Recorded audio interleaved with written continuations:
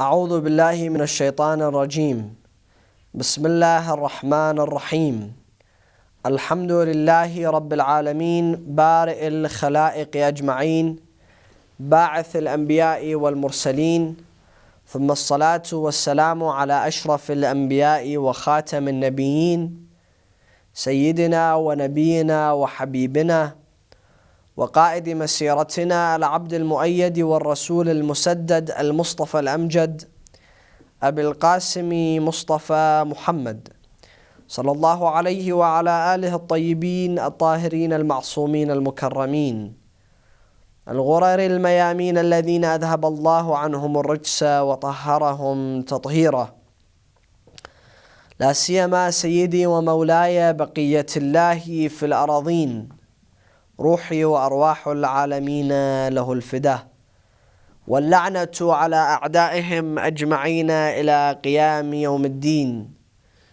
قال الله تعالى في محكم كتابه الكريم: وقوله الحق وهو أصدق الصادقين.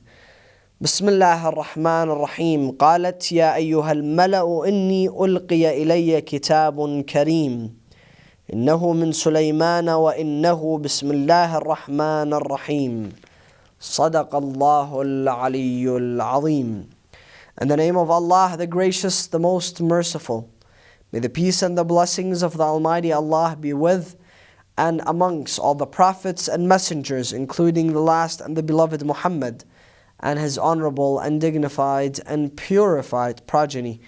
Respected brothers and sisters, Assalamu alaikum wa rahmatullahi wa barakatuh, and welcome back to another episode of your program, a closer look into the glorious book where we have been given the honor and the privilege by the Almighty Allah subhanahu wa ta'ala to be able to recite and understand His verses within the Holy Quran while examining the life of different prophets, beginning from Adam salamullahi alayhi and continuing until we have reached the shores of the story of the Prophet Sulaiman salamullahi alayhi. We've been discussing the story of the Prophet Sulaiman in much details in the past several presentations, and today we are discussing it within chapter 27 of the Holy Quran, Surah An-Naml, verses 29 and onward. And the story is that Sulaiman left Syria, Damascus, going towards the Arabian Peninsula to perform the pilgrimage. There he went to an area called Wadi Naml, the Valley of the Ants. At the Valley of the Ants he had a conversation with an ant. And then after that he was leaving Wadi Naml, he was leaving the Valley of the Ants. He saw that there was a gap above his head which allowed the sun to come and reflect on his eyes. He looked up and he saw that the bird that was supposed to create the shade for him was not there. He asked, "Where is the bird?" They told him, "It is the peacock. It is the hoopie that has been missing." So he said, "Bring him back." The bird came back and he said, "I was in Sheba. I had gone towards Yemen. And I have brought back to you a great news, a breaking news." He said, "What is the breaking news?" She said, "I went to Sheba and I saw that there is a queen that rules the people and she has a great throne, and her people worship the sun instead of Allah subhanahu wa ta'ala. Sulaiman writes a letter for this queen and he sends her the letter, and the letter began with Bismillah ar-Rahman ar-Rahim. And when the lady saw the letter, when the queen saw the letter, she said, "Ulqiya ilayya kitabun kareem." She called the letter of Sulaiman generous. She called the letter of Sulaiman very kind and compassionate. And we said the reason behind her giving such a statement and praising the letter of Sulaiman. And we said the many reasons behind it. We said because it had started with Bismillah ar-Rahman ar-Rahim, with mercy and compassion of Allah subhanahu wa ta'ala. Another reason was because Sulaiman was not rude to her in the letter. He was very respectful to the queen. Another reason we said because the people that worship the sun also had the great Lord, which was Rabbul Arbab, and that was Allah. So when she saw that he had started with Rabbul Arbab and his name, she called the letter Kareem. And another reason why the Mufassireen have stated that this letter was entitled to be generous and kind was because it was sealed. So she knew that it had not been tampered with, and she had heard of the mighty and the power of Sulaiman. So it was flattering for her to see that Sulaiman has sent her a letter. Sulaiman, this great king, this great power, great authority, great kingdom, has soldiers from humans, jinns, and birds. Writes a letter to her that is sealed, and it says, in the seal, it says the name of Solomon, Sulaiman. And that is why when Rasulullah sallallahu alayhi wa sallam wanted to write his first letters to the kings of Persia and other kings, he said to them, I need to create a seal for myself. Because Sulaiman, when he sent his letter with the seal, that letter was entitled to be Kareem. It was effective. It did what it needed to do, and today when I send my letter, I want it to be sealed. They told him, Ya Rasulullah, what would you like to write on your stamp? What would you like to write on your seal? He said, write on my seal, La ilaha illallah, Muhammad Rasulullah. There is no God beside Allah, and Muhammad is his last messenger. And he used to seal it, and he used to stamp every letter he had with that seal. And today that seal is also seen in museums around the world, the seal of Rasulullah sallallahu alayhi wa alihi wa sallam. And this is something that is very important, and that is something that needs to be examined. إِنَّهُ مِن سُلَيْمَانَ. It is from Solomon. وَأَنَّهُ بِسْمِ اللَّهِ الرَّحْمَنِ الرَّحِيمِ. And it reads, Bismillah ar-Rahman ar-Rahim, in the name of Allah, the gracious, the most compassionate. Why did Sulaiman begin his statement with Bismillah ar-Rahman ar-Rahim? Every chapter in the Holy Quran begins with Bismillah ar-Rahman ar-Rahim. 114. Besides chapter 9 of the Holy Quran, Surah Al-Tawbah, which does not begin with Bismillah ar-Rahman ar-Rahim. Why? Because the Quran is a book that could not contradict itself. The Quran is a book that has been sent by the Almighty Allah subhanahu wa ta'ala to guide humanity, to perfect humanity, to take humanity from the deviation from the path of the evil and take humanity to the path of righteousness. Therefore, Allah subhanahu wa ta'ala gives us the Holy Quran to guide us. And this book of guidance could not contain anything that contradicts each other. Allah subhanahu wa ta'ala writes Surah At-Tawbah, which was a threatening statement to the enemies of Allah, which was a powerful statement challenging the enemies of Allah subhanahu wa ta'ala. It was not a merciful statement. So if Allah subhanahu wa ta'ala comes and says bara'atan, begins with not affiliating himself with the mushrikeen, with the enemies of Allah subhanahu wa ta'ala, how could he also put mercy in the beginning? He is speaking harshly to them, but he's also merciful to them. Therefore Allah could not contradict himself. That surah did not have Bismillah ar-Rahman ar-Rahim. However, in this chapter 27 of the Holy Quran, Bismillah ar-Rahman ar-Rahim is mentioned twice, in the beginning of the chapter and in the middle of the chapter. Therefore, making Bismillah ar-Rahman ar-Rahim the most popular verse in the Holy Quran and the most repeated verse in the Holy Quran. Because Allah subhanahu wa ta'ala wants to constantly remind us of His rahmah. Allah subhanahu wa ta'ala wants to constantly remind us of His mercy, His infinite mercy.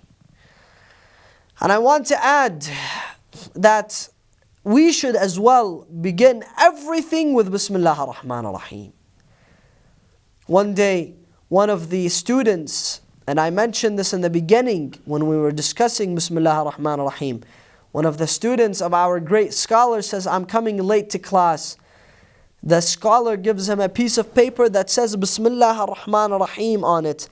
And he says you can walk on rivers with the statement of Bismillah ar-Rahman ar-Rahim. For it is closer than to Ismullah Al-Adham, the great name of Allah subhanahu wa ta'ala, than your eyelashes to your eyes. How close are your eyelashes to your eyes? Bismillah ar-Rahman ar-Rahim is that close to the great name of Allah subhanahu wa ta'ala. But you just have to be aware of the power of Bismillah ar-Rahman ar-Rahim. We begin every surah with Bismillah ar-Rahman ar-Rahim. Just like if any institution has a grand opening, they bring the most dignified and honorable men to attend the grand opening. Then they give the scissors to the most honorable, dignified, powerful man to cut the ribbon. The person that cuts the ribbon, A, will give continuous support to that institution. And B, he has recognized the institution. When we begin with Bismillah, in the name of Allah, we bless our work, we bless our homes, we bless our actions, we bless our children, we bless our days and nights. And Allah will give us continuous support, inshaAllah. Therefore, we should start everything with Bismillah ar-Rahman ar-Rahim. And moving on, the ulama, the mufassirin here have stated the structure of a letter in Islam. How does Islam want us to write a letter? Islam comes and teaches us here by giving us the story of the letter of Sulaiman, how to write a letter, how to present the letter to others. Islam says that do not begin any letter without Bismillah ar-Rahman ar-Rahim. Why? If you want that letter to be effective, if you want that letter to find victory, then start it with Bismillah. For Allah in the Holy Quran gives us the story of two prophets that began their work with Bismillah ar-Rahman ar-Rahim, and they ended up in victory, they ended up in success. One of them is the Prophet Nuh salamullahi alayhi. When he took from every creation 2 pairs and he put them in the ark, then he told them, Bismillahi majraha wa mursaha. In the name of Allah, the most compassionate, the most merciful, this ship will move. And what happened to that ship? Everyone in the ship was saved, and everything outside the ship was completely destroyed. And another prophet is Prophet Sulaiman.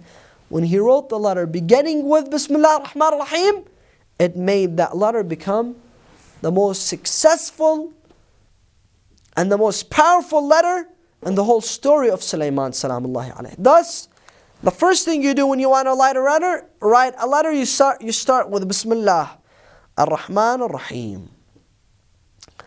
Then Imam al-Sadiq salamullahi alayhi, the founder of our madhab, the most respected of scholars of his time, where An-Nu'man ibn Harith, the founder of the Hanafi school of thought, says, لَوْلَا سَنَتَانْ لَهَلَكَ النُّعْمَانِ.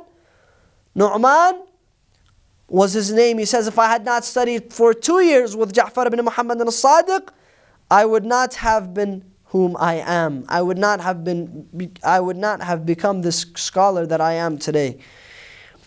Imam al-Sadiq salamullahi alayhi, he says that if you write a letter, this letter is a reflection upon your mind, upon yourself. When you write a letter to people, you're reflecting your intellect, your mind. How much is your mind capable of illustrating and demonstrating? You write that.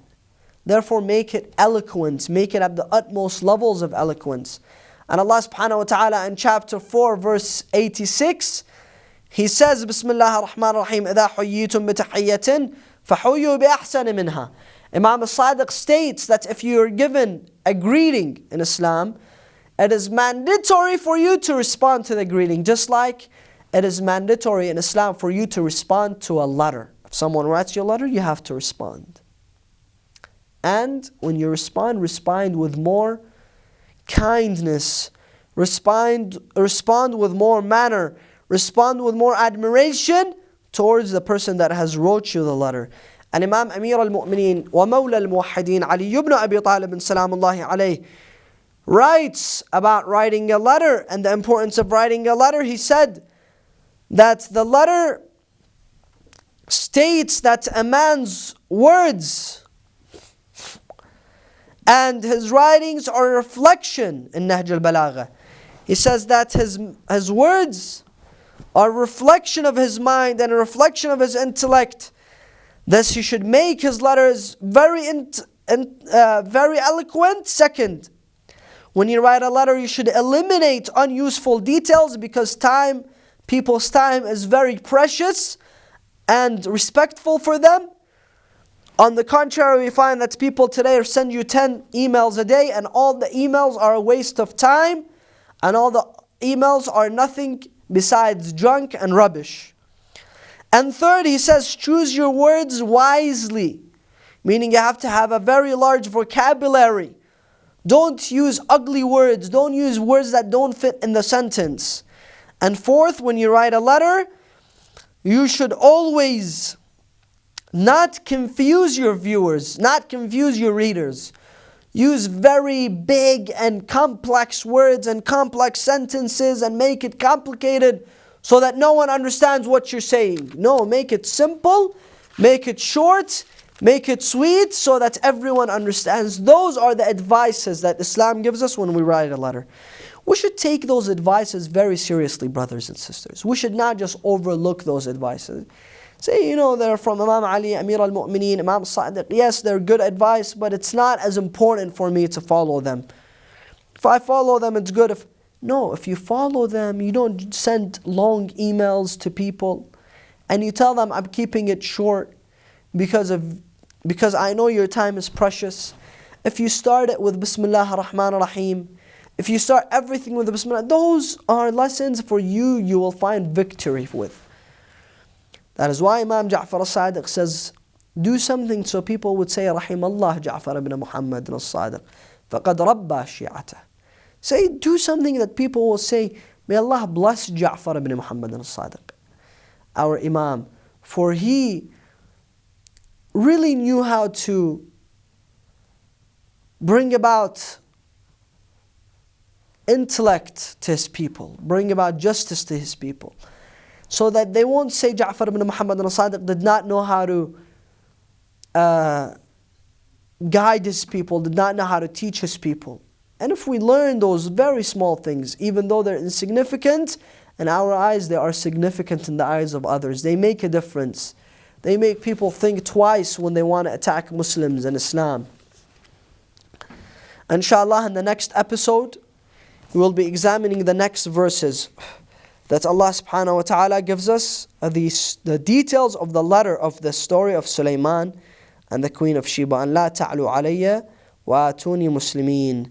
Do not put yourself above me and come to me as Muslims, not as worshippers of the fire. Inshallah, this story will be given a lot more attention in the next episode.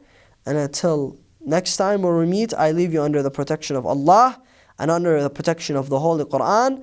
وآخر دعوانا أن الحمد لله رب العالمين والصلاة والسلام على محمد وعلى آله الطيبين الطاهرين والسلام عليكم ورحمة الله وبركاته.